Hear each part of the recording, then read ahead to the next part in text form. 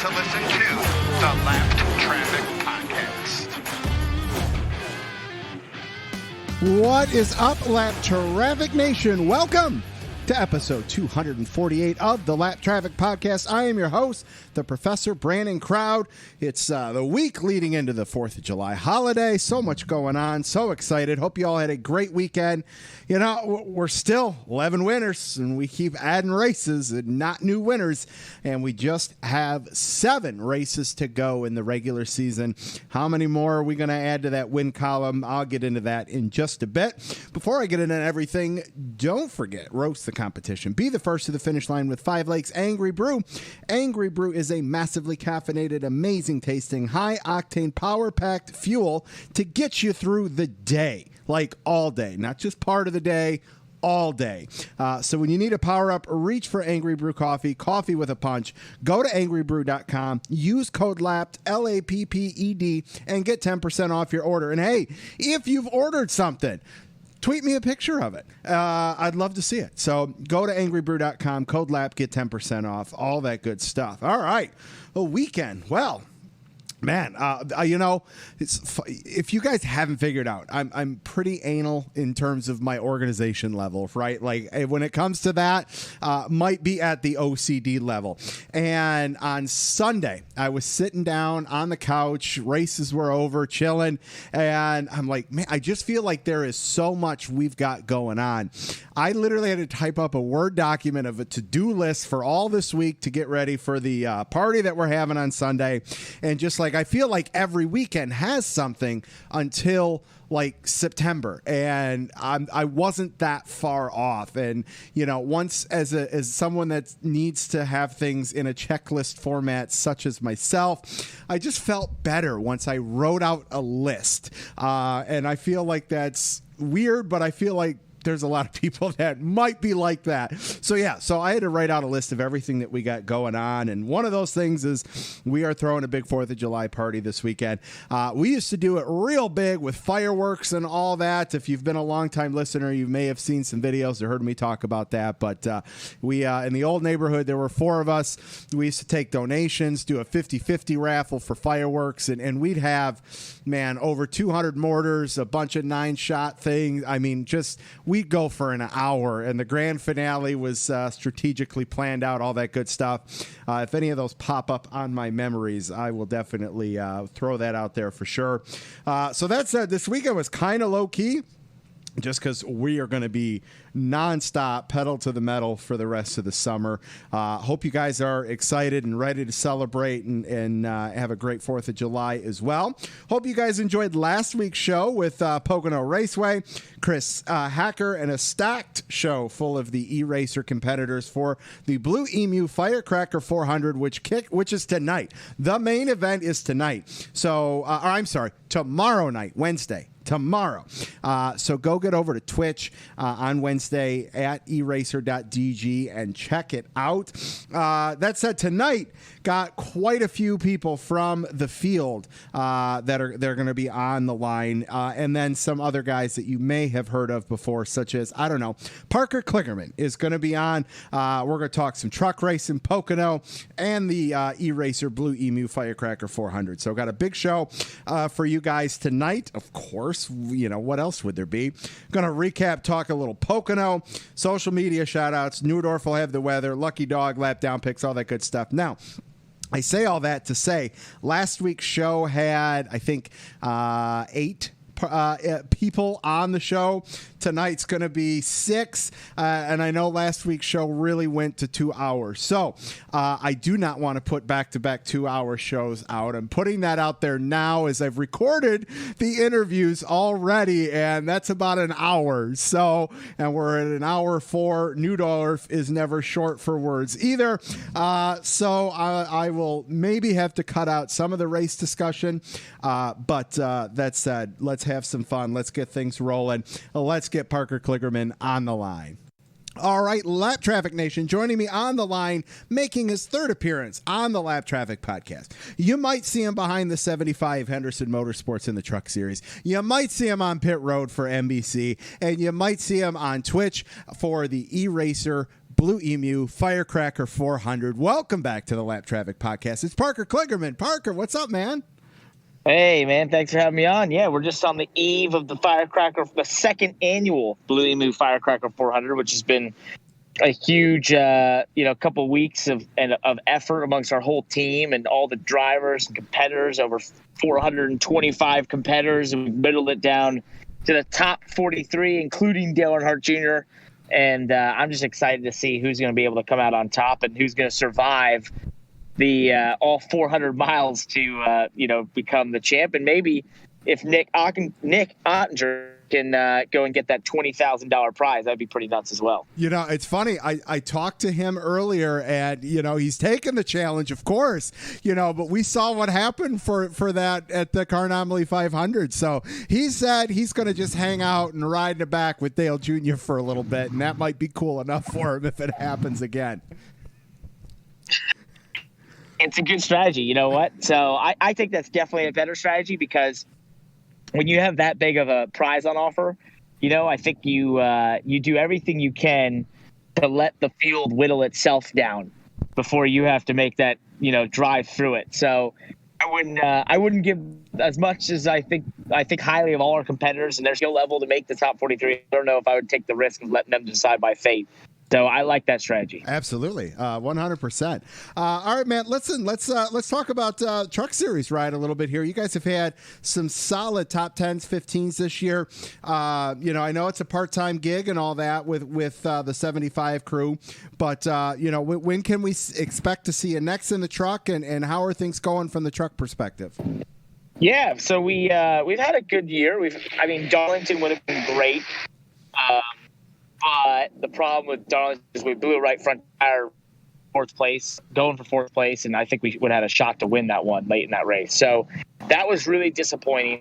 And then we, at Coda, we got spun out of sixth place or fifth place with 8 laps to go, which was disappointing. So I think we finish-wise, we haven't shown what we could do, as a team, and I think that's been a little frustrating, but our performance has been really good. And we brought a new sponsor on in Nashville with Fast Checkout, which was awesome. And we sold a ton of $5 hoodies, which was really cool.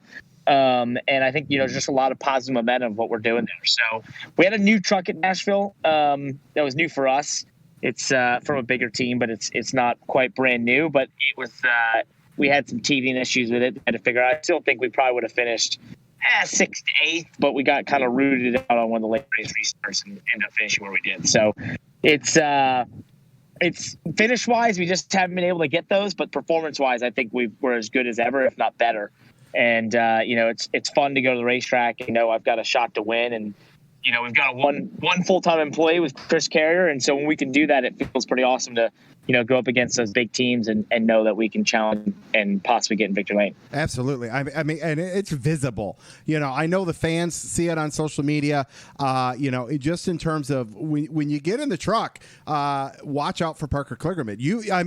The Lap Traffic Fantasy League, if there's about 150 players in it, and we pick for all 3 series, and you've been picked multiple times when you're in the field. So people know that if you're in the truck, that things can happen. So I know the fans pick up on that. Talk about Nashville in terms of, what was it like running the track, the atmosphere? There was a lot going on. Could you start to feel the energy and the vibe that things are getting back to normal a little bit when you guys went to Nashville? Oh, man, 100%. That was one of the coolest weekends I've had in my whole NASCAR career. That's awesome, man. Just, the vibe, it kind of started in Austin earlier this year. You felt it kind of there when we were in Austin. That was a really cool event. The town is cool. It wasn't quite as NASCAR crazed, as Nashville. And that's what really surprised me is when we got to Nashville, you just felt from the time you stepped off the plane till you went downtown, you were on Broadway, wherever, that everyone there knew there was a race in town, or the race was the topic, or the race was the reason they were there, and so that's just a really cool vibe. And then the crowds were big, the racing was great. I think, the track widened out an awesome amount, and all those things combined, made for a weekend that just, and then also, for me bringing on a new partner in Fast Checkout, it was just one of those weekends I'll never forget. And I think, Dale Jr. said it best, with the fairgrounds possibly coming online. I think there's no doubt in my mind that you could have the Nashville Superspeedway and the fairgrounds on the same calendar year and have two awesome events, because that city is booming. It loves NASCAR. We love it. And I think the two are a match made in heaven. So that was awesome. Pit reporting, you could just tell the vibe. It was an overall just awesome weekend. And I can't wait for, NASCAR just to continue to be more entwined with that city and all that's happening there. And, we saw that back in 2019. We did the Burnout Boulevard and the banquet there and everything. And I helped Kelly Stavis host the Burnout Boulevard for NBC. And it was fun. And there was a huge crowd. And I was just like, wow, this town loves racing. And then actually this past time we were there, I was out on a Saturday night and I met I ran this group of girls that were like, their mid-20s, and they were all there for the race. And I was like, what is happening here? This doesn't know. They should be here for a bridal party or whatever. Yeah. And they're here for the race. And I was like, this is awesome. So I just thought it was very cool. That's very cool awesome. City. That's so cool, man. What'd you think of the Pocono Double this weekend? I mean, racing was great. We had two different races at the same track on opposite days. It was really cool, I thought. Yeah, so I'll have to admit, I have to catch a plan. I was walking to report the pilot race on Saturday, 6 hours Sunday. So I haven't caught the races yet. I was just about to watch them here tonight, but I saw, what I could on Twitter, even while I'll let you in the inside secret, even while I was pit reporting the IMSA race, I was checking the NASCAR. So, don't tell my bosses. I won't. But secret safe here. Yeah. But it looked like an awesome, some good races, obviously with the end race was, then the fuel mileage race in the second one was awesome. So, I'm glad to see it. It looked like there was a big crowd, and look, I think there's so much positivity and momentum and just a newfound enthusiasm around NASCAR right now. And, just the decisions that are being made, the schedule changes, the, idea that the cost is coming down.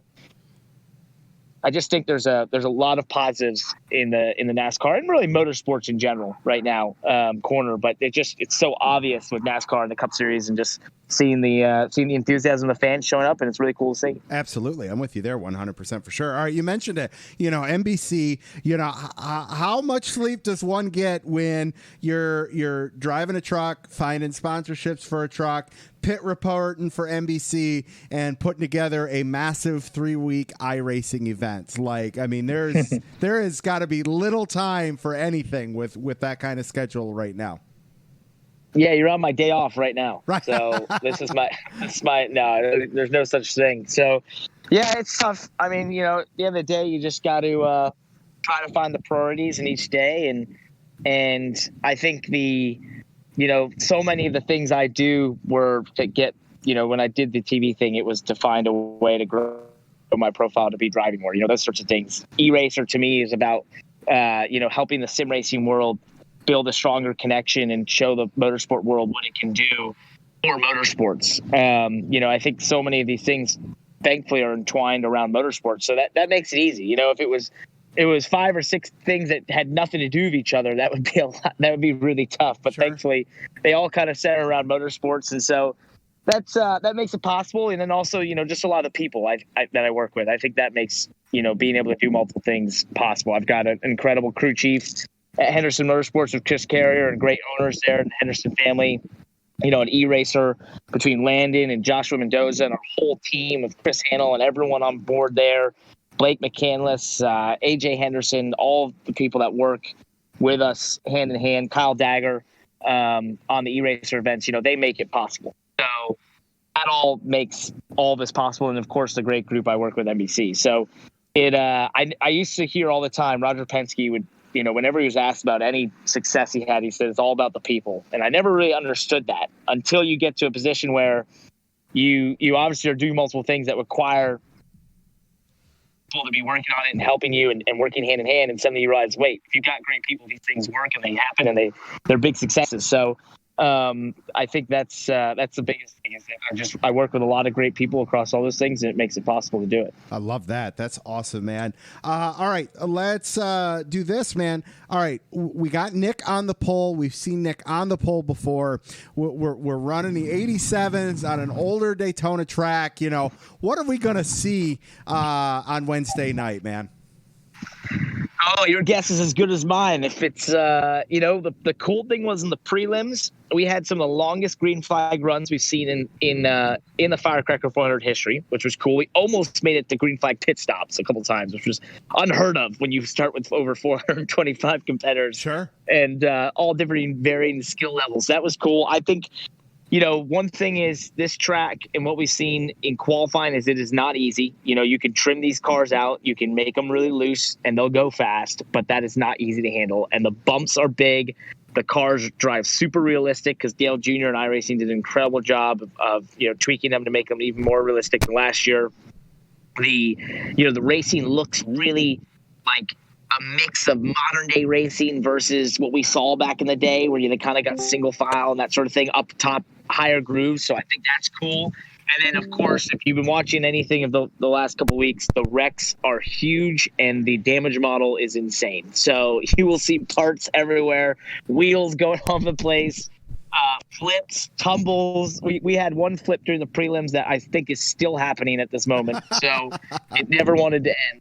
Some good virtual sheet metal for some collectors out there, right? Yeah, all of it, man. It's going to be crazy. So it's I just think the funny thing for me in Landon is, we really wondered going into the second time doing this event, would it have the same level of enthusiasm? Would it have the same level of, people that wanted to participate, or would it, be like, that was fun the first time, but we're not really into it this year? And we have been absolutely blown away at how much bigger this year has been, from the signups being, 100 more basically, to the viewership, to the hashtag right now, Firecracker 400 hashtag on Twitter. Last year during the event, we got like something around 8.5 million impressions. And this year, right now, I think we're at like 18 million impressions, and we haven't even got to the main event. That's awesome. The sponsors getting involved, all the drivers that have been involved tweeting about it. I was at Watkins Glen this weekend for IMSA. I had 3 separate groups walk up to me and say, "Hey man, talk to me about Firecracker 400. I'm going to be watching. Oh, I wanted to enter. I wish I could have been a part of it this year." That was so cool. So it's been amazing to see this event grow, and I can't wait for Wednesday night. And then, handing out a bunch of money and rewarding the winners and seeing some awesome racing, and then getting to work on the 3rd annual the next day. That's so awesome. I think this event is here to stay. That's great, man. All right, listen, the fans are asking, the fans want to know, are we going to see a short track event with the ERacr series? We'll see. I think, what we found is that the super speedway / speedways just put on the best, event of this size, scale, and magnitude. If we go to places like that, it's a little bit tougher to put on something of this scale and to provide a show that we know can be very entertaining for the viewers, that, helps us garner the sponsorship. So I think it would have to be the right event. And it has to be an event that we feel like, can live past one time. If you look at our events, we've got the Konami 500, which most definitely will live on the next year. Obviously the Firecracker 400 is becoming an annual event. The Landon Castle Qualifying Challenge is an annual event. So we have an idea for a 4th event that we think would be really unique, and it could incorporate short tracks and that sort of stuff. But we're not quite there on unveiling it yet. Fair so enough. Stay tuned. Fair enough. You heard it there. Yeah. All right, Parker, plug the event, where people can watch, and where everybody can keep up with you on social media. Yeah, I'm always following me on @Kligerman. That's across all socials. And then, of course, 8 p.m., twitch.tv, ERacr_GG is our Twitch channel. That's where the broadcast will be. You'll see it all over our socials, Landon's, everyone's. It'll be everywhere. And, of course, you might want to tune in a bit earlier than the 8 p.m., though, because we have quite the pre-race show coming together that I think will blow people's minds. And it's going to be so big, I think we're going to release the entire thing on YouTube after the event. So it's more of a documentary of sorts than just your normal pre-race show. So definitely catch. We'll be teasing that, and be sure to tune in for that. I love the teaser. All right, man. Listen, great to catch up with you. I hope you. I know it's going to be a great event on Wednesday night. It's been awesome to be a part of it, and I'm looking forward to having you, Landon, and the winner on for next week. Awesome. Look forward to it. Thanks for having me on, buddy. And yeah, can't wait to see who that is. Awesome. All right, Lap Traffic Nation, huge thanks to Parker Kligerman. Man, great to talk to you. We'll catch you soon, brother. All right. See you, buddy. Oh, Lap Traffic Nation, great to catch back up with Parker Kligerman. So excited for the Blue-Emu Firecracker 400 tomorrow. All right, let's talk a little Pocono. My goodness. I mean, 5 races, 3 days, perfect weather in the Poconos. Like, could we have asked for anything more?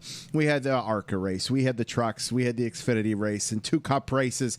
Oh, so happy for the track, the fans, the sport, everybody.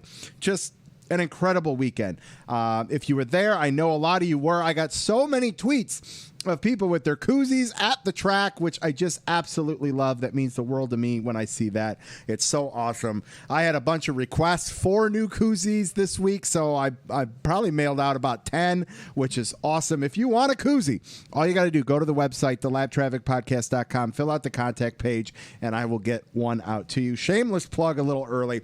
Anyways, truck race, man. I mean, this has got to be, just going off memory here, what, the 5th or 6th truck race this year where John Hunter and Kyle Busch, well, it can't be 6 because Kyle is limited to 5. So let's call it 4th or 5th there, where it's been John Hunter and Kyle Busch at the end. John Hunter coming out on top ahead of the boss man, which was awesome. Great to see that finish there. Great to see Tyler Ankrum with a top 5. He's needed that. I mean, he's on the outside looking in. You know, a couple years ago had that breakthrough win at Kansas, and just kept hoping that things would, improve. There's been some glimpses of hope and all that. Definitely a talented truck driver. Love the guy. Just hasn't been able to put a solid string together.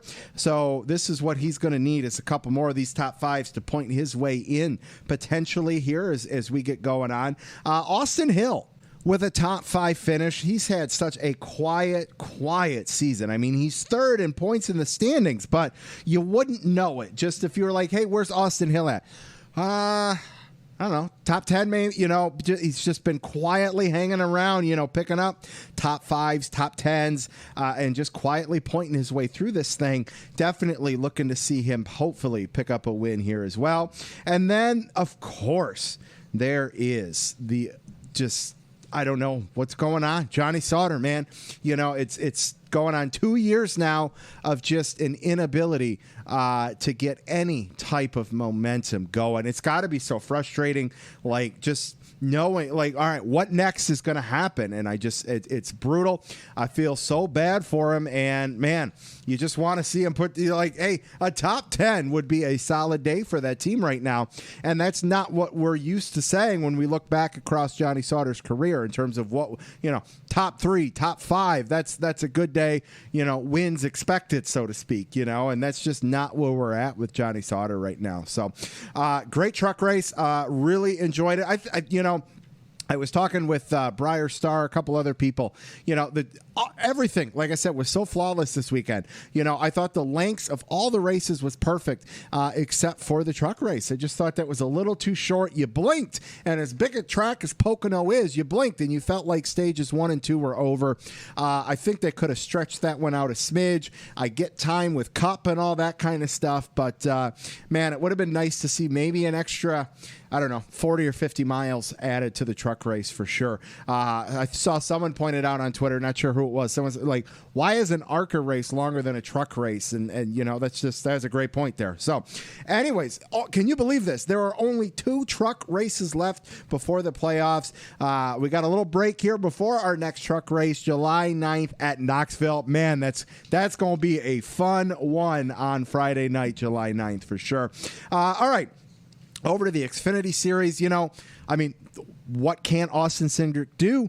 You got Ty Gibbs up there in second, who was up there battling for the lead as well. Ty is causing a stir out there. Saw it on social media, saw it on the track, right, which is what led to what we saw on social media. And I like it. It's a product of Joe Gibbs Racing. Going out there, beating and banging, and not taking crap from anybody, and maybe dishing things out that hey.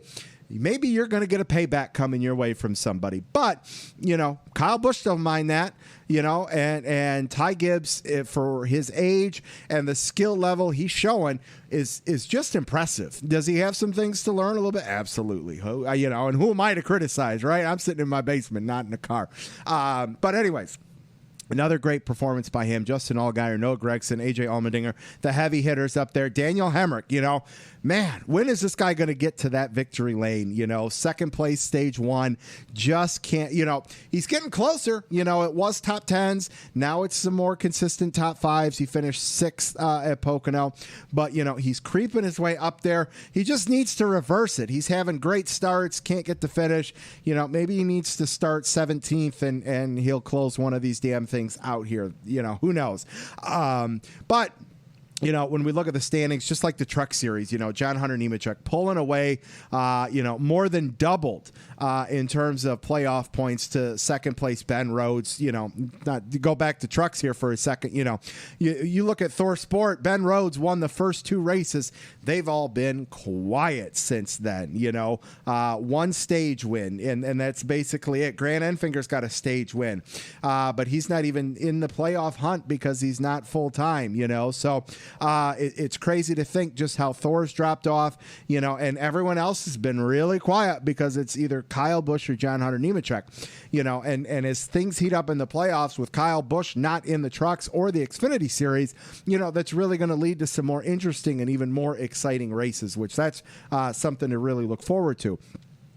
Going back to the Xfinity Series, same thing. You got Austin Cindric with 27, AJ Allmendinger with 13. He's got that covered, in half already, which is just crazy to think. We got Road America coming up, couple other road courses. Be nice to see if, Jeremy Clements couldn't close one of these out.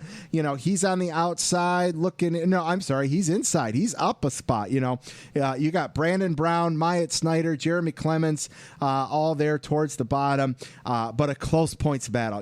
I went off for weeks last year in how there just wasn't a playoff battle in the Xfinity Series last year, and that gap has definitely closed. And if you were to throw in the fact of, if Josh Berry and Ty Gibbs were competing for the championship, and we're going to have those full-time rides, those guys would even be making this even more interesting. So I love that the Xfinity Series has really closed that gap, because it just felt like, you had your top 12 and then 13th wasn't even anywhere near it. So I love that that's closed up there for sure. All right. Over to the Cup Series. My gosh. All right. Saturday. Who would have thought, man?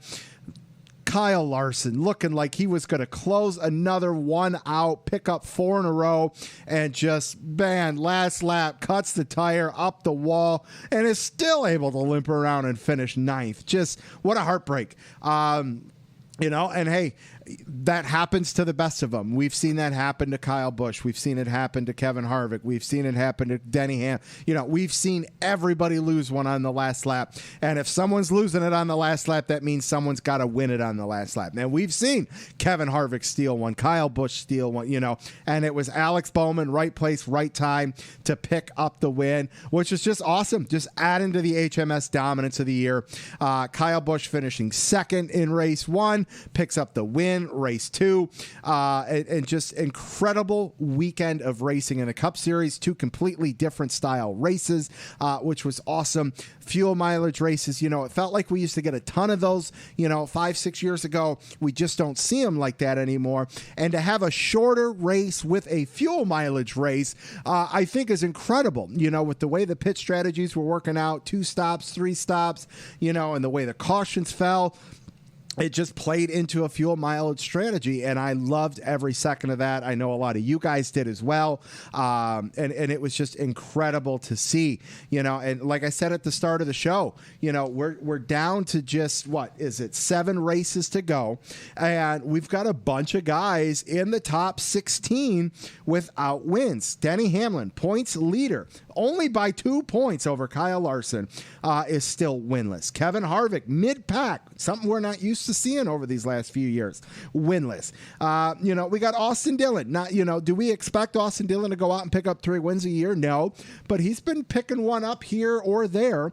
So Austin Dillon in 12th with RCR showing some better speed over the last few years. Same thing with his teammate Tyler Reddick. They're winless sitting there. Kurt Busch is winless. Chip Ganassi, maybe they're starting to show some stuff. We saw Ross Chastain finished pretty well a couple weeks ago, so it's just a matter of time is running out. Time is of the essence. We've got the wild card with Daytona for race 26. It's going to be interesting. We've got a couple, we got Michigan coming up, Road America, new road course for these guys. Can somebody maybe have something for Truex, Chase Elliott, or Denny Hamlin this weekend? I think it would be awesome to see if we could add that 12th race winner this weekend at Road America. I think that would be absolutely awesome. All right. I'm going to leave it with that just because so much more to fit in here. Let's get the name may ring a bell to you guys. He's running in the ERacr Blue-Emu Firecracker 400. There we go. Sorry. Tomorrow night. And he's raced in trucks. He's raced in ARCA. It's Landon Huffman. All right, Lap Traffic Nation, joining me on the line, making his first appearance on the Lap Traffic podcast. He'll be starting in the race tomorrow night, which I am very excited about. You've seen him in some stuff in NASCAR. He's run the Truck Series and all that good stuff, and he's got a lot going on. Welcome to the Lap Traffic podcast, Landon Huffman. Landon, what's going on, man? How are you? Hey, man, I'm happy to be here. I appreciate you having me on. Excited to talk a little bit of racing, Firecracker 400, and whatever else we get into here. Yes, sir. I mean, we can hit some ditches if we need to. Well, listen, man, let's start off with what you've got going on, man. So it's been a minute since we've seen you strap in an actual one of NASCAR's big series. So what's been going on from a real track perspective with you?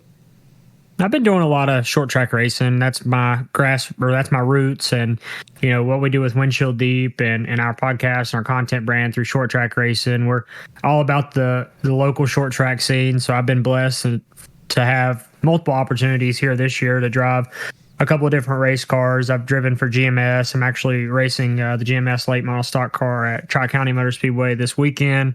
Raced for them once at Hickory, and Dylan Hauser and the DHR guys here out of Hudson. They've been very, very helpful with me, and I've gotten an opportunity to run their race car a few times. And Jason Smith Racing, I've been jumping all over the place this year, but I've gotten a lot of opportunities to race, and that's cool.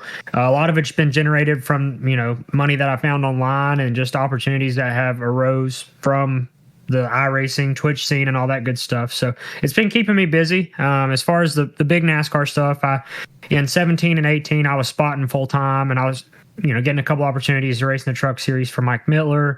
In 19 was the last time I'd made some truck starts. I filled in for Spencer Boyd over at Young's when he got injured. So that's really the last time I've been in a truck. But like I said, I have been staying busy racing at the likes Hickory Motor Speedway, Tri-County Speedway here in North Carolina, and then hopefully going to get to travel around and race a few other tracks here towards the end of the year. That's awesome, man. Love to hear that. That's so cool. You mentioned about like kind of support online and all that kind of stuff. It's crazy. The fan support behind, what you can generate from a social media perspective and all that, whether it's from a sponsor, whether it's fans just throwing some money, just to help. They just love to see people get an opportunity to race, which is incredible.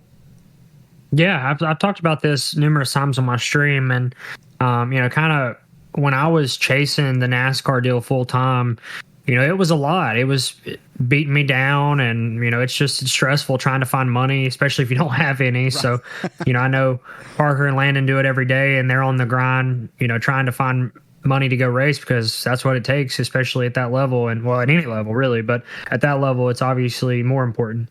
And, it was a lot on me. it was taking the fun out of racing for me. Sure.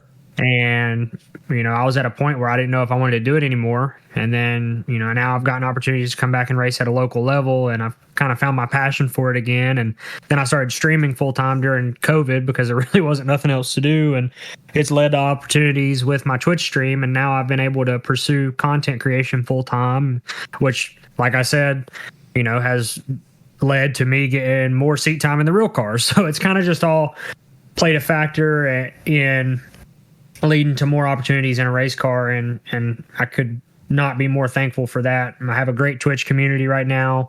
We have a cool thing going with Windshield Deep, and it's just allowed me to do what I love and kind of created a new passion for me as far as finding a new love for racing, where I thought that it might have been or might have started dwindling on me. That's awesome. Renewed love. I love it. Talk a little bit about the esports Total Advantage that you created. Yeah, about, I guess 2 years ago now, I was trying to get into esports. I felt like obviously it was a rising industry, and I felt like I could bring something different to the table with a combination of the NASCAR side of things that I was chasing at the time, and I had jumped full-fledged into Call of Duty as far as managing a team and assembling a team and all that good stuff. We were traveling around to big money Call of Duty events. I traveled to Minnesota, traveled to Texas. We were going all over the United States there before COVID. And then kind of when COVID happened, my little investor deal I had going sort of went to the wayside. So I had to figure out a different plan with TA or Total Advantage. And so I got into iRacing pretty heavy, which I had an iRacing background. Back when I was 15, 16 years old, I was a part of what is now the Coke Series. Back then, it was the Drivers' World Championship.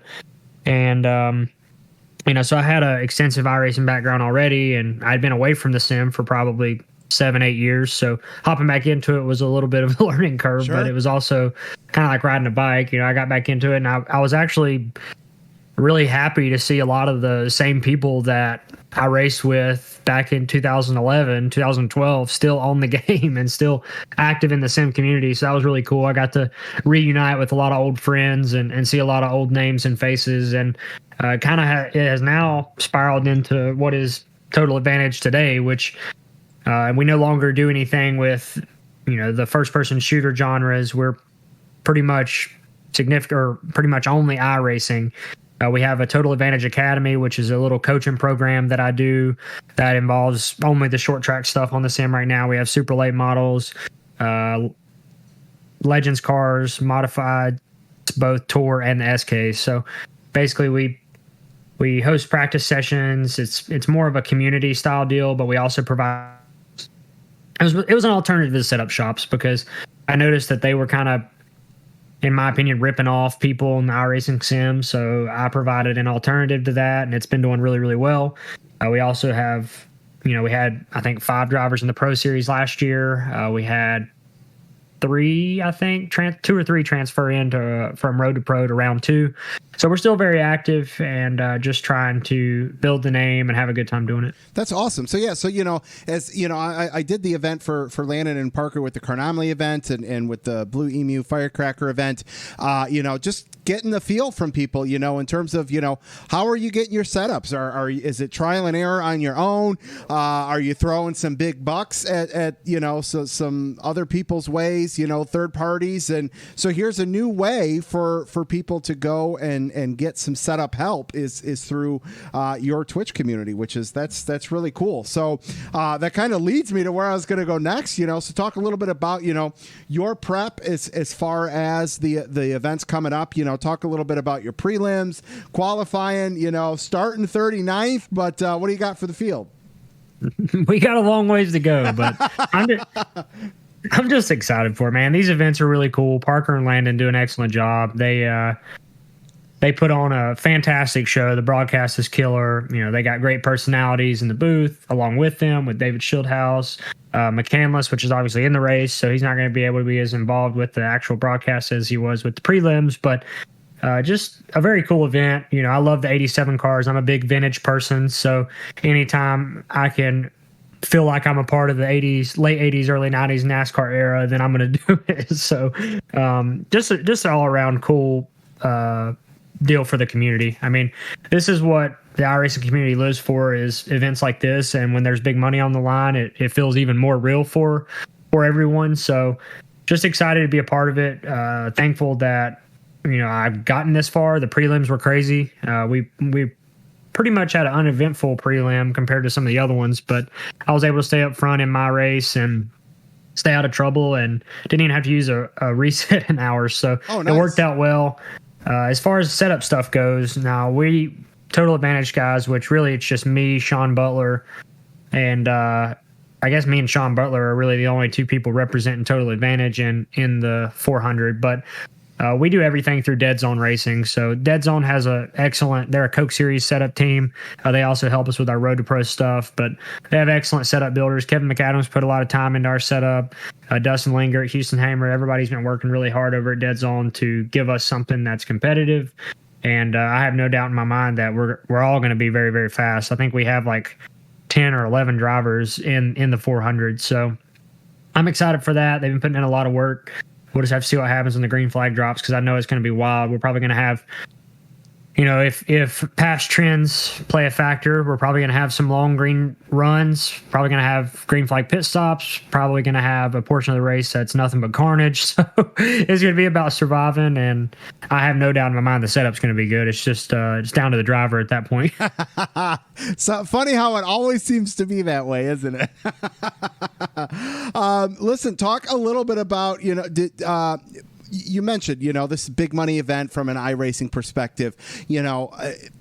How is this going to change the game from Landon and Parker's perspective in terms of doing these? They did the Carnomaly event in February. They got this one in July. As this community continues to build, talk a little bit further as to how big this is from the iRacing community from a competition standpoint, and where you maybe see this going down the road. I think they're onto something for sure. We did a couple money events through Windshield Deep that were super late model races, and I learned a lot doing that.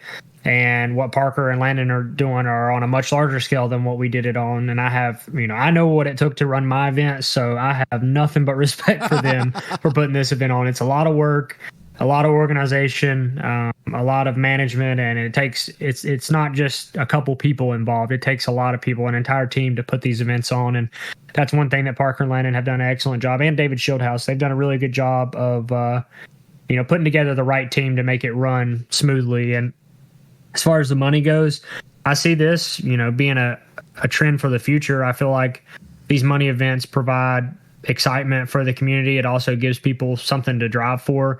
I think when you're comparing sim racing to the other esports of the world, especially the other genres that are at the top, top of the food chain, first person shooters and that type of thing, there's always money on the line. So if they want sim racing to be a larger, I guess, or have a larger influence in that aspect of esports, they're going to have to put money on the line. And the Coke Series does that.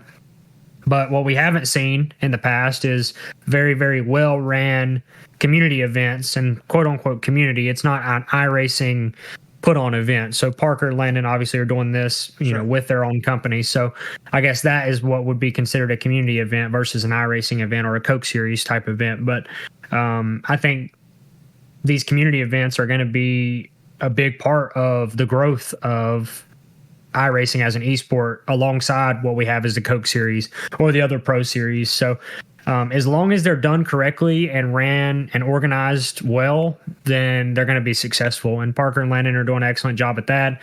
I'm sure once we get through the 400, they're going to have another one bigger and better planned for the next one, whether it's another Carnomaly or something of that nature. I'm sure they'll put together something on a much larger scale every single time we come back and do this. I love it, man. All right, let's wrap with this, man. What'd you think of Pocono weekend this past weekend? Surprisingly, I thought the races were actually pretty good. I'm a short track guy, so right. I'm very old school. I'm a small blade, big motor, small blade guy. I don't know. I mean, I thought that for the package, I hate the package, but yeah, I know. I thought that we all do. Yeah, I hate to beat a dead horse. I mean, I think outside of that, I thought the races were actually good. I mean, they were entertaining. A fuel mileage race is always fun. So I think that I hate to say it, but lucked out. I think NASCAR kind of lucked out that the races were that good. Yeah, no, I don't for know. sure. I mean, I'm with you. I mean, we've seen, you know, and I love Pocono, and Pocono's grown on me over the years. You know, I mean, we've seen a couple snoozers over there, but you know, the last few years, Pocono is really kind of. You know, it's not like they've done anything differently, but you know, I think it's been a lot more entertaining racing at Pocono over the last few years. Yeah, I don't disagree. I think it was definitely better than it's a lot better than what we've had this year for the most part when it comes to the high downforce package. So I think that I'd rather see them race short tracks, but I think as far as this weekend goes, it wasn't bad. It wasn't a bad show. I love it. I love it. All right, man. Well, listen, give a shout out to any of the sponsors on the car tomorrow night and where everybody can follow you and keep up with what you got going on social media. Yeah, that's one thing I haven't talked about real quick, but obviously, like I said, I'm a short track person. We preach short tracks only through our Windshield Deep podcast and our content brand. And I'm very happy that Langley Speedway is actually going to be on my race car for the 400. We got together a really nice paint scheme, and Vaughn over there, the promoter at Langley, he's doing an excellent job of interacting with the iRacing community, the sim community, and they're doing an excellent job promoting their racetrack in general. So it's very cool to have them on board. I'm going to be doing some cool stuff with their social media here over the next day or two. And just happy to have Langley be a part of Parker and Landon's event too. I think that's a step in the right direction. I mean, you know, what better way to represent short tracks than to do it at a super speedway? Right. I love it. So, just thank you to Langley, to Parker and Landon, Mendoza, Shieldhouse, everybody that's a part of this ERacr deal. They do an excellent job. Thank you to Dead Zone Racing for all the hard work on our setups. Kevin McAdams, Houston Hamer, Dustin Linger, everybody that works hard over there. And I don't know, I'm just excited to get going, man. I appreciate you having me on. This was fun, cool little segment. And yeah, we'll see what happens come Wednesday night. I love it, man. Well, thank you so much. Listen, good luck tomorrow night. And hey, if you win this thing, you're going to be back on with Landon and Parker. So best of luck, and maybe we'll talk to you over the next week or so, man. Sounds like a plan, brother. I appreciate it. All right, man. We'll talk to you soon. Sir. See ya. All right, great to talk to Landon. All right, let's do a little Lap Traffic social media. Everybody make sure you check out the website, thelaptrafficpodcast.com, Facebook Lap Traffic Podcast, YouTube Lap Traffic Podcast, TikTok, Twitch, Instagram, Twitter, all at Lap Traffic PC. If you've made it this far into the show, go ahead, leave a review. Would greatly appreciate it. Tell your friends to go follow, go listen. And speaking of followers, some new followers, Mackenzie, Wow Woodies at Wow Woodies, Kenzie, Big Mopar Girl, welcome to the show. Andy at Andy Jankowiak, driver and owner in the ARCA series. And Josh at Josh Wynn, weird kid from Jersey who likes to watch cars go round in circle. Hey, don't we all? And don't forget to go to angrybrew.com, use code LAP to get 10% off your order. And as I mentioned earlier, if you want some stickers and a free koozie, just go to the website, thelaptrafficpodcast.com, fill out the contact page, and I will send them out for free. All right, Lap Traffic Nation, now's about the time where we'd be hearing from Brian Newdorf, but I still have two more interviews for you guys. I've got our pole sitter, Nick Ottinger, who actually had the pole for the Carnomaly 500 event. He's back on the pole tomorrow night for the Blue-Emu Firecracker 400. Let's get Nick on the line.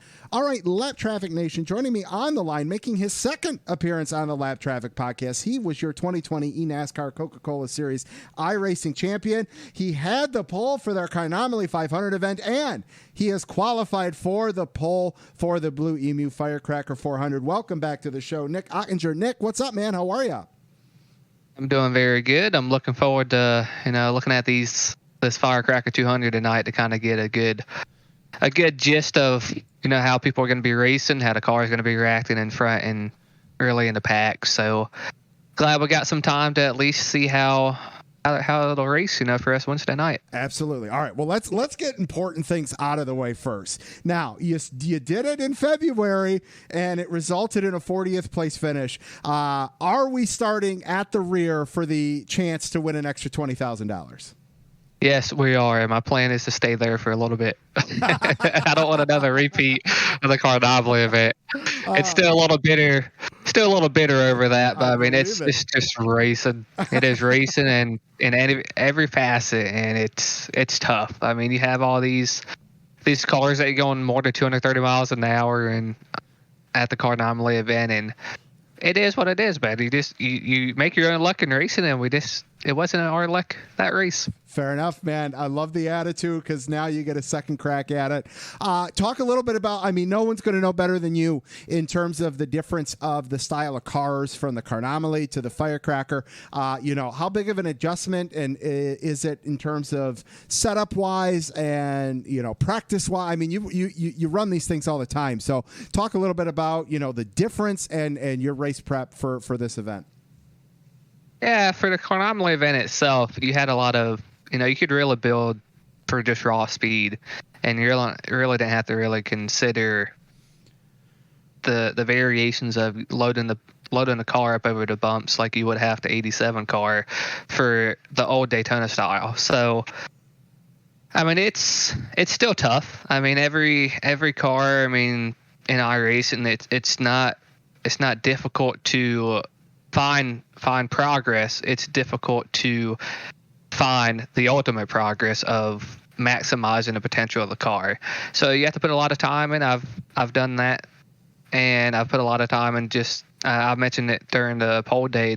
I love these events to hone my craft specifically for super speedway style testing, because I mean, at the end of the day, like, I want to better my competitive nature for setup building, and that transfers into what I do for the Coke series. So anything I can find in an 87 car, just driving wise, it may just be a tendency of a foot tendency of changing my approach for making speed or something like that I could honestly just transfer over to the Cup car or a modern Cup car and just make time. But it's tough. I mean, I know I've alluded to it twice, but it really is tough when you go from one extreme to the other, and then managing, the schedules of trying to work on the Coke Series setups with, unfortunately, the timing of this event is right on, for a Road America race for us tomorrow.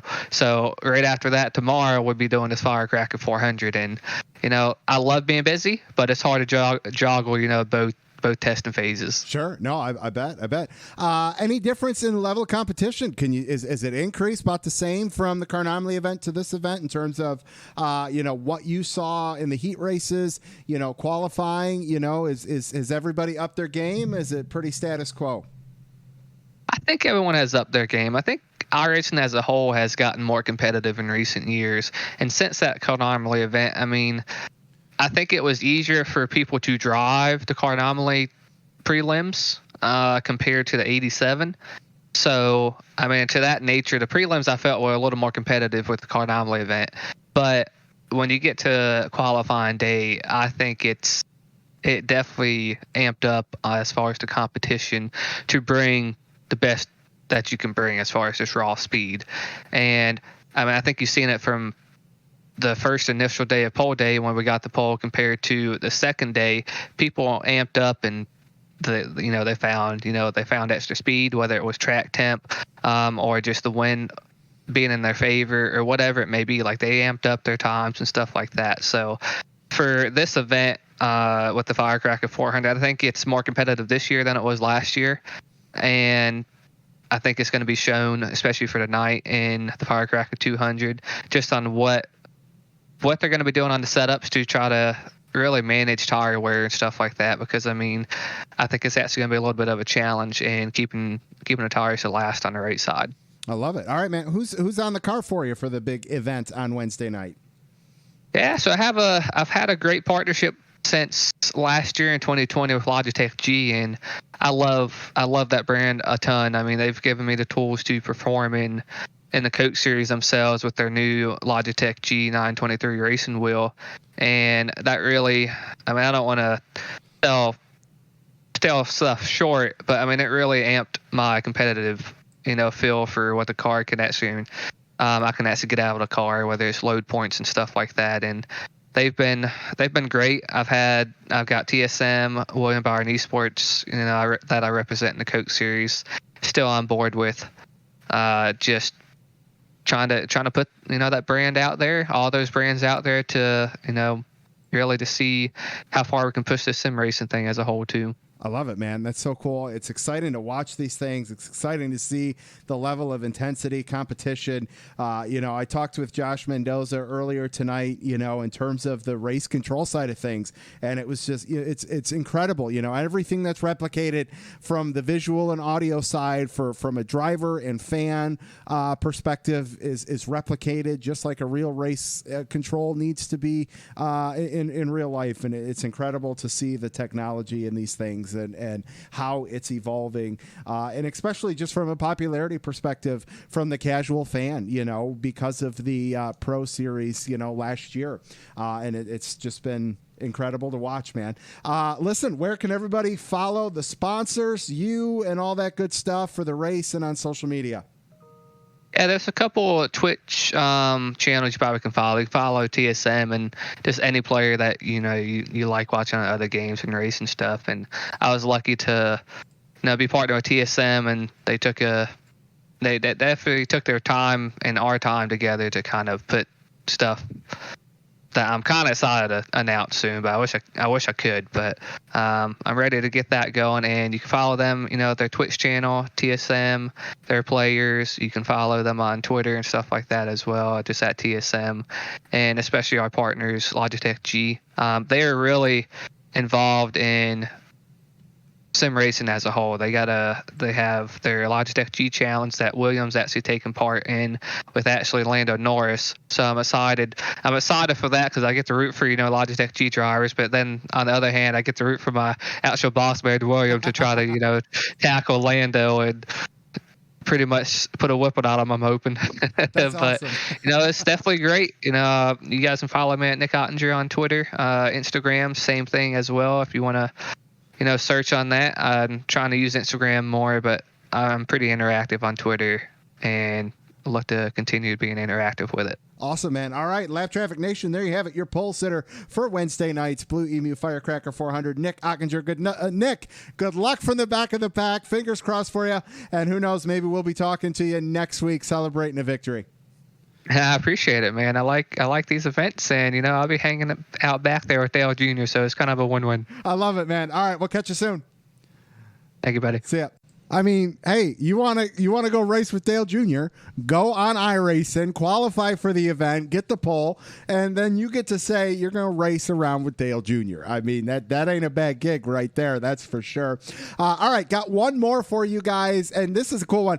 Josh Mendoza, who is in charge of race control for the big event, and it's just crazy how much simulation, we talk about it on the track and from a visual standpoint with the fans, but you're going to replicate all that means you got to replicate race control. And here's a little inside look as to how race control for such a big event like the Blue-Emu Firecracker 400 is going to go. Lap Traffic Nation joining me on the line. He's the guy behind the caution button this Wednesday for the Blue-Emu Firecracker 400. So excited to get to talk to him. Welcome to the Lap Traffic Podcast. It's Josh Mendoza. Josh, what's going on, man? How are you? I'm doing good. I'm excited. It is race week here, which always comes with a bit of fun and a little more stress. But you know what? I'm looking forward to it. An amazing weekend so far, an amazing group of events that we've already had. Yeah, no, man, it's been incredible. So here, let's give some of the listeners that are listening a little bit of an inside thing here. So when I was with you guys and doing the Carnomaly 500, after the races, like the in-depth breakdown that you guys do from what happened during the race, technology-wise, broadcast-wise. I mean, you guys, I think, stayed on the line talking to each other, debriefing, which was a cool aspect just to kind of sit and be like the fly in the room to hear. Man, talk a little bit about the ins and outs of being race control and being behind the scenes of such a big iRacing event. It is incredible. Most of the people probably out there who have never participated in an iRacing event just think we pop on, we throw up a session, and that's it. That's all we do. But it is weeks and months of planning each and every single one of these events. And then after every night, a breakdown of things that have happened for me and Landon and Parker, a breakdown of any competition rules that might have been broken, whether or not we're going to be handing out, disqualifications for stuff like that. and figuring out, just overall what happened in the night prior so that going forward, we can notify the competitors of any changes to things they might see or deal with protests from competitors, which, as the race director, I get plenty of those, people not happy with things that have happened on track and figuring out, okay, well, did that follow our rule book or not? And everything that goes into putting on these events is insane. We have a team of like 12 to 15 people working during these events, from the broadcast to I have 2 or 3 other race controllers that are also my eyes and ears on the track, so I can see everything that's going on. Helping me figure out what we can do better from each event to the next. And it is insane, in-depth, just an analysis breakdown end of each night, and then a little bit of a meeting before each night to know what our plan is going forward. It's crazy. It really is. I mean, when and I've been talking about it since I've been doing these back in February with ERacr and over the last couple weeks with the Firecracker event coming up. Just how replicated everything is, whether it's from a cloud in the sky on the track to a bump in the track to the broadcast perspective and analysis between Landon, Parker, and David to the pit race. I mean, everything is replicated. So when you look at it from that perspective, in terms of everything visually and audio that a race fan would hear from watching a real race to a virtual race, the same is true from the behind the scenes perspective. Like you said, it's not just, setting up a session and boom, there you go. Just like we've got race control at the track for a real race, you guys are doing the exact same thing from a virtual perspective. And I love the fact that everything needs to be taken care of. Like, there's no skimping on one side or the other. If you're going to go big, you're going to go big with this kind of stuff. Yeah, absolutely. And the competitors recognize that as well. It's one of the things that makes this event so special is I feel like we give the competitors every bit of information we can possible, whether it be us posting weather updates about what's happening on the track or, breakdowns or having chats with them. I really like to compare it for our F1 fans out there that I'm kind of acting like Michael Massey for Formula One for their the race controlling and race directing, and allowing them at any time to talk with me, and then I'll go back with my race controllers and our competition people and figure out, if they have questions, anything that might need to be pointed out, or whether or not something breaks our rule book. That's awesome. All right. Well, so here's the big one that I have for you. Talk a little bit about what goes into what's classified as a caution and when the caution's going to get thrown. Because watching the races and the prelims in February for the Carnomaly event and now with the Blue-Emu event,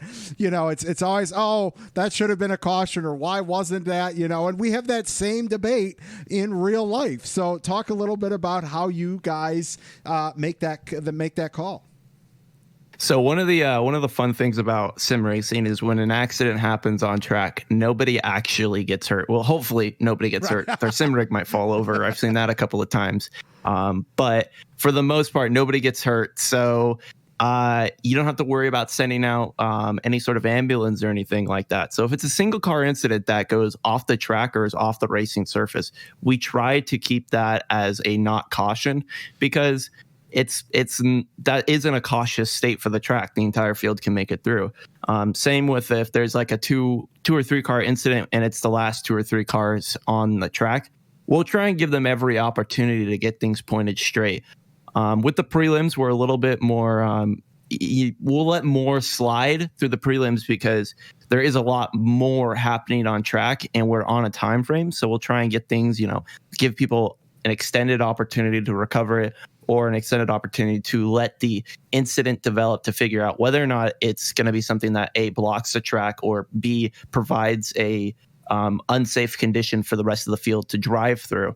And once we figure that out, we'll go from there and plan that out. As far as the main events go, it's a little bit more of an aggressive, cautious approach. We want to have stuff that, if it's a 2-car incident and maybe it's not blocking the track, we may throw it. But it all depends on kind of what the active state is on track. If the field is spread out, maybe we might throw something in for the back. But if it's all grouped together and 2 cars in the back spin out, we'll let that one slide. It's a very dynamic scenario, and that's why we try to take every aspect into account. I got 4 people in my ears asking me, okay, is this track blocked? Do I need to get things slowed down so that they'll have an opportunity to clear the track so that the field can come through and the pace car can make it through? It's all very dynamic, and every little inch of the track is covered, and we try to make sure where the field is at and get an idea of how that affects the rest of the people on track. I love that, man. Like I said, I just love the involvement. That's so cool. How'd you get hooked up with Parker and Landon? How long you been working with them, and what started that relationship? So back when the pandemic began, my buddy Garrett was we had talked, me and Garrett, about doing live streams. And when the Pro Invitational started, we talked before the pandemic started. We had everything planned out before the pandemic had started to have these live streams for him to help him build his brand. So when the pandemic started and the Pro Invitational started, we started doing live streams for the Pro Invitational series. Our first one was for Homestead in the Pro Invitational. And Garrett, we ended up getting like 4,000 or 5,000 viewers because people wanted to watch what it was like to be in the race, which as things went on, everybody had a live stream by the time the Pro Invitational ended during the pandemic. But those included Landon and Parker. So I had helped them, at some point with setting up the stream or giving them advice. And then we had connected through running a virtual endurance race, the 24 Hours of Nürburgring.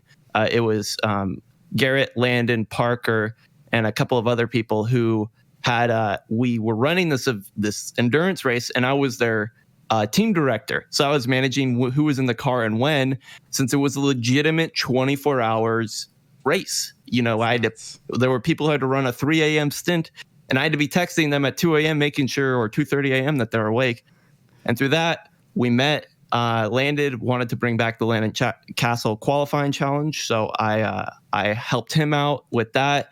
We ended up doing a great job on that event, and he wanted to do this next event with Parker, so he brought me back on board for helping manage that event, and the rest is history. That's awesome. That's really cool. It's nuts how you just get to meet people. I love it. I mean, I never would have thought I'd be doing this. So and here we are. All right, man. Let's wrap it with this. What'd you think of Pocono this weekend? Did you get to take in any of that? I did. I got to watch pretty much all the races. It was incredible. I think my favorite part about the Pocono doubleheader weekend was just how different both of the races were. You go to the same track with almost all the same cars, and you've gotten 2 completely different, races going on, where one was a fuel mileage, the other one was it was just trying to see who was going to be able to get past somebody else at the end of the race. I just loved it, and I cannot wait for more of those fuel mileage races. That was absolutely edge of my seat. I cannot wait for more of those. Yeah, no, I agree completely. It was fantastic. Back-to-back days. And like you said, to be at the same track and get such different races is incredible, and it's a matter of the cautions. When did those come out? The inverted field with the strategy there playing a little bit of a role. I thought it was fantastic. I thought the race lengths were perfect for all the. Well, I thought they were all perfect except for the truck race. I thought that was a little too short, but otherwise. And the fact that they were able to get them all off without any weather issues, just a perfect weekend. So happy for the track, the fans, and all that. It just really worked out. Yeah, it was incredible, especially to hear that their attendance was super high, and that the infield, they had never sold more RV spaces for the infield. That was awesome to hear. Absolutely. All right, Matt. Well, listen, plug the big event. Tell everybody where they can watch and follow along, and where they can keep up with you at. Yeah, so if you want to watch the event, check us out on Twitch, ERacr. That's ERacr_GG on Twitch. We'll be live at 8 p.m. Eastern, and check us out on Twitter as well. Same ERacr_GG. And if you want to check me out on Twitter, I'm at Gamesons, GAMESYNS. Awesome, man. All right, Lap Traffic Nation, huge thanks to Josh, head of race control for Landon Castle, Parker Kligerman's ERacr Series. Make sure you tune in tomorrow night for the Blue-Emu Firecracker 400. Josh, great to talk to you. We'll talk to you soon, man. Thank you. Appreciate it. Yep. All right, Lap Traffic Nation, take two. Joining me on the line helps to turn the mic button on. Filling in for Mr. Brian Neudorf, who is stuck on a plane on his way back from Idaho. You can follow him on Twitter at RaceWeather. Making a guest appearance this week, it's Mr. Aaron Studwell. Sir, good evening. How are you? I am good. Thank you so much for that. What's been going on, man? How you doing? I'm doing well. Business is good. Things are looking up. We've just passed a year, and I'm actually being able to cash checks. Excellent. Or deposit checks, really. But, yeah, no, things are good. And we've got a new project, and we'll let you know as soon as we take a few new steps. And it'll be Michigan football related. It'll be NASCAR related. It is the best of both worlds. That's fantastic. I'm excited for football. My Lions season ticket rep called me yesterday to introduce herself because I have a new one. And I'm just like, I'm excited to go watch football, even if it is the Lions. So I'm ready. Yeah, and like they used to say, they do play good teams. So yes, and you got a new quarterback, so that may turn the tide, or we'll see what happens. That's for sure. Yeah. Well, man, what'd you think of Pocono? I'm going to agree with Bob Pockris, and I'm not sure if you saw his video for a fuel mileage race. I actually enjoyed it. I was kind of on the edge of my seat. Yeah, no, I thought it was great. Yeah, and then you could almost literally go lap down for Larson on Saturday's race. Oh my God, a lot of people did. Yeah, I think I actually exhaled, yelled something, and stood up, which was almost like being at the track. But yeah, I just was stunned. I'm glad he wasn't my pick, but I'm with you. Yeah, that wasn't a great weekend for picks. No. Well, it's okay weekend for picks. It's okay. Any plans for the 4th? No, I mean, just a lot of racing. I mean, we got the Xfinity race on Saturday. We've got the Cup race Sunday, F1 Sunday morning. I might go to go to friends for a picnic or something. I don't know where just having moved here, I'm not sure where all the fireworks are. But I think I'm just going to let myself exhale a little bit. Nothing wrong with that. My boss is going to let me take my foot off the gas a little bit. Cool, excellent. Yeah. I wonder who that guy is. You know what? He can be a real jerk at times, but other times you can deal with him. I love it. All right, man. Well, like you said, we only got the Xfinity and Cup race for NASCAR this weekend. How are we looking? A lot better than the weekend, that early weekend forecast we do on Patreon. The models have come into line, and we're actually going to go from Wisconsin spring to Wisconsin summer in the scope of 2 days. Because with Xfinity practice on Friday, mostly sunny skies, high of 72, morning low of 52. Saturday's going to be your transition day with partly cloudy skies, high of 81, low of 55. So it's kind of real close to normal temperatures. Sunday, happy 4th of July, mostly sunny skies, a high of 90. Ooh, scorcher. Yes. But so that's I think all right. For your experienced race fans, we go back to the 1-to-1 ratio. There we go. Yep, and your rookies 2-to-1. Yes. Absolutely. Yes. Absolutely. All right, man. Well, I appreciate you flying in here for a minute. I appreciate you as always. Have a great 4th of July, everybody. Make sure you keep it up with Aaron Studwell on Twitter at RaceWeather and Brian Neudorf at NASCAR_WXMAN. Sir, great to catch up with you. And Neudorf said, let him do next week too. So we'll have you back next week, 3 weeks in a row of Aaron Studwell. Hey, too much is never enough. That's right. I love it. All right, man. We'll catch you soon. You will. Talk to you later. Bye. Bye. All right, Lap Traffic Nation, great to catch up with Brian. And now, you guys know what time it is. It's time for this week's Lucky Dog and Lap Down picks. You guys know the drill. After race weekend, tweet your picks, and I will read them, tag you guys after the show, all that good stuff. So pumped, just because for once, my lucky dog this week isn't Kyle Larson, but it is HMS, and I'm also throwing in Joe Gibbs Racing.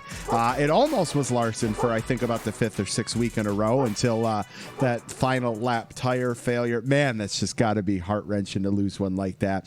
So just throwing it down one column or one row and moving my lap down giving my lap down to Kyle Larson this week. All right.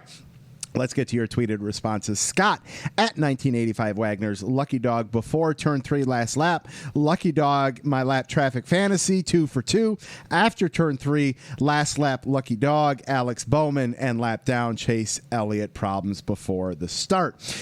Scott's picks for race number 2, Lucky Dog tie between Kyle Busch, one speed transmission and fuel saving, and William Byron passing Martin Truex Jr. to stay on the lead lap. Lap down Chase Elliott, not a good day. Flat again. Jeff at JBev 1789. Lucky Dog, seeing Alex Bowman winning at Pocono was so awesome. 3 wins this year. Never saw that coming at all and loving it. Lap down, my lap traffic fantasy picks. Kyle Larson having a flat tire and being the reason I got to see Bowman win. Lucky Dog, Kyle Busch, that car sounded sick trying to get through the gears coming off pit road, but way to play strategy out.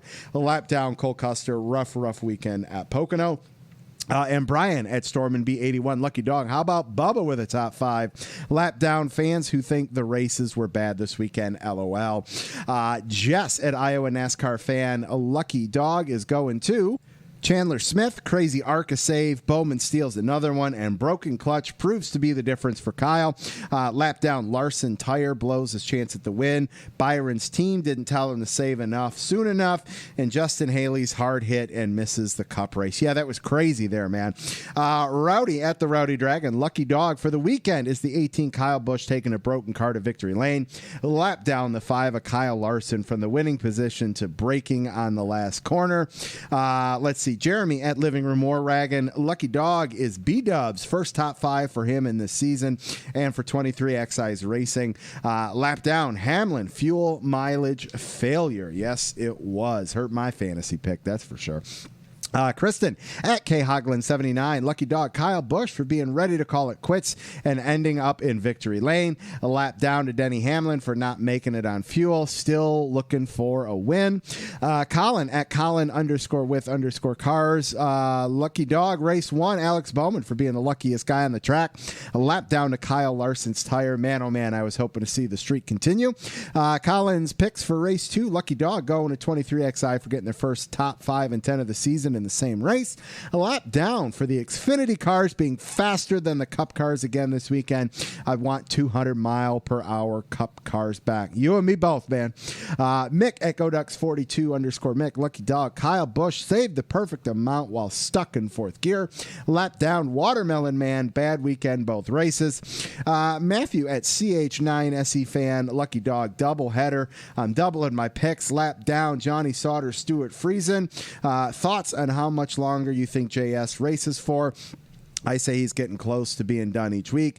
Lucky Dog is going to Ryan Blaney, back-to-back top 10s, and Bubba for a well-earned top 5. To answer your comments there, I mean, you know, for me, if it was me, you know, who wants to go out like that, you know?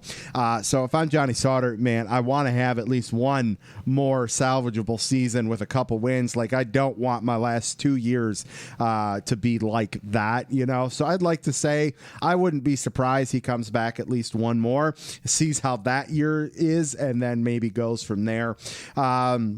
Carson at Carson Haglin. Lucky Dog Saturday. Lucky Dog Bowman putting himself in position to capitalize on crazy luck. Lap down Saturday. Kyle Larson fans. Sunday picks. Lucky Dog Bubba Wallace getting the top 5. A lap down. Denny leading off turn 3, seeing the white flag and finishing 14th. Yep. That'll happen. Janet at Froggy16. Lucky Dog, pretty obvious. Kyle and crew for never giving up, even stuck in 4th gear. Lap down, Johnny Sauter can't buy a good finish. And last but not least, or no, I think we got 2 more. Chris at USMC _NASCAR Fire. Lucky Dog Bowman. Right place, right time. Hate to say it, but Kyle F. and Busch in the 18 team for never giving up. Lap down, Ty Gibbs for the BS block on Chandler Smith in the ARCA race. And Mike Cable for going out an hour just before the stage 3 start in the Xfinity race. Now, last but not least, John at Racing _64. Lucky Dog Kyle Busch from a trans failure to victory lane, and then lap down a Larson flat tire. All right, those are your picks. Loved them this week. Just fantastic. Can't wait to see what you guys have for after the 4th of July. All right, Lap Traffic Nation, let's close this thing out with a little Lap Traffic fantasy. Just a reminder, get your picks in by 5 o'clock Eastern Standard Time on Thursday. Check the website if you need to see who you still have available for segment 2. And keep the Twitter interaction up using hashtag Lap LT Fantasy. All right, there we go. Let's see. We got 7 Cup races to go in segment 2. Let's get this week's Week High by herself. Kicked ass. Welcome back to the Lap Traffic Podcast. You can follow her on Twitter at KJ130088. It's Kim James. Kim, what's up? Hey, Brandon. I'm doing really great. How are you doing? Thanks for having me on the show. Of course. Welcome back. Glad to have you back. Any plans for the 4th of July?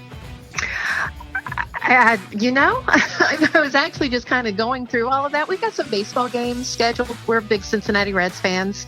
So we'll, awesome. So we'll go to a couple of those games, and then there's some local fireworks in the area. So we'll probably, take those in. But yeah, that's probably about it. Maybe cook out or something. How about you? Oh, excellent. Love it.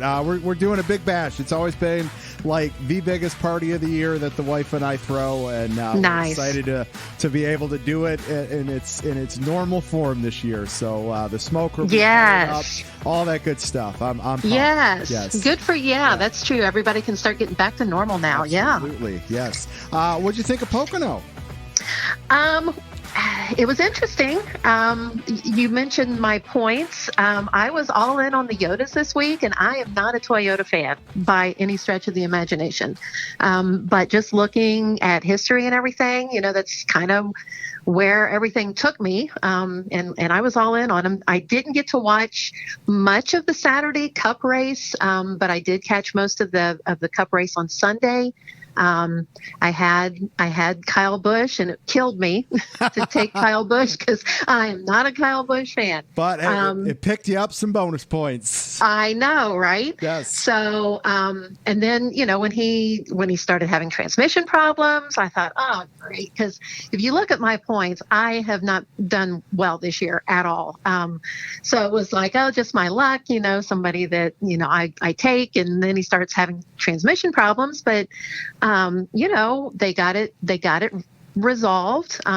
Fortunately there weren't any late race restarts, so he didn't have to worry about that too much. And then, with the pit strategies, everybody started running out of gas, and I'm texting my son, and it's like, this is the only time you will hear me rooting for Kyle Busch because I just don't do it. But yeah, I was happy to see that he won. I picked up, like you said, those bonus points, and it was an interesting race. Pocono's not my favorite, but it was fun. It was fun, and having those 4 races in a weekend like that it just makes for a good, solid NASCAR weekend, right?